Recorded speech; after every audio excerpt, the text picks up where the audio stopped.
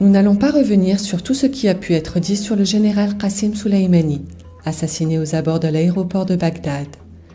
Enquête d'info a voulu mettre en lumière deux informations très peu traitées par les médias mainstream.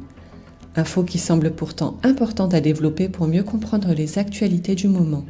Parmi toutes les fonctions qu'il occupait au sein de l'appareil d'État iranien, le général Soleimani était un diplomate.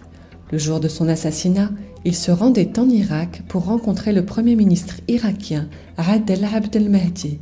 Il n'y est pas allé en catimini, mais au vu et au su de tous.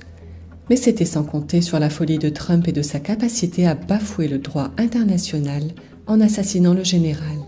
Enfin, autre chose dont les médias parlent peu, c'est que le général Soleimani a été le principal artisan de la destruction de Daesh et de la branche d'Al-Qaïda en Irak et en Syrie, connue sous le nom d'Al-Nosra. N'oublions pas que ce sont ces deux organisations terroristes qui sont derrière les attentats qui ont touché la France, à Charlie Hebdo, à l'Hypercacher et au Bataclan. Le chef de la diplomatie iranienne dénonce l'engrenage.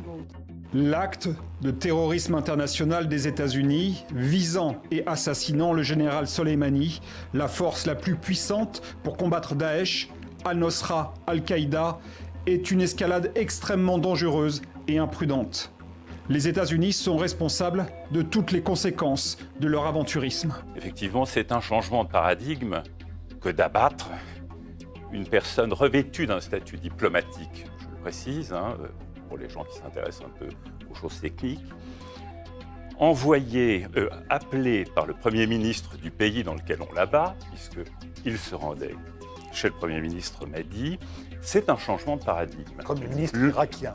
Irakien. L'embarras, enfin, c'est quand même, on est en Irak là, oui, pour l'essentiel. L'embarras extraordinaire de ce qui se passe, c'est que le changement de paradigme est général et que nous assistons à la mort, purement et simplement, du droit international qu'on pourra appeler classique si on veut, enfin que j'appellerais le droit issu de la Charte des Nations Unies. C'est terminé tout ça.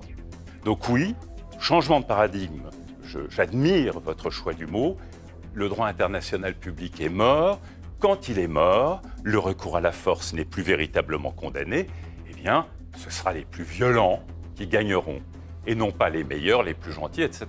Donc, essayons de bien voir quand même ce dans quoi on s'engage, qui est une pure folie du point de vue, je dirais, de l'histoire de l'humanité. Il y avait une conquête extraordinaire, et voilà que cette conquête est réduite à néant, je dirais, globalement, par des îlets très violents, car c'est à ça que ressemble l'administration Trump pour l'essence.